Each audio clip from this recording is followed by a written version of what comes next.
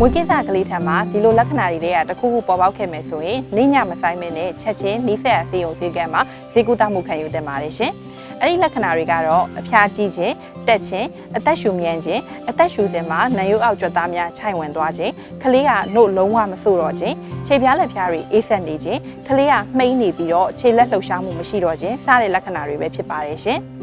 ဒါအပြင်မှာဆိုရင်တော့ကလေးလေးကအသားဝါတာဖြူဖြော့နေတာနှုတ်ကောင်းကောင်းမဆို့တာစတဲ့လက္ခဏာတွေတွေ့ရခဲ့မယ်ဆိုရင်ပြီးတော့အရေပြားပေါ်မှာပြည်ဘူးတွေထွက်လာတာမျက်စိကနေပြည်တွေထွက်လာတာချက်ကနီရဲရောင်ရမ်းနေပြီးတော့ပြည်တွေထွက်လာတာဖြစ်ခဲ့မယ်ဆိုရင်တော့အမြန်ဆုံးဆေးရုံဆေးခန်းတွေမှာဆေးကုသမှုခံယူရမှာပဲဖြစ်ပါတယ်ရှင်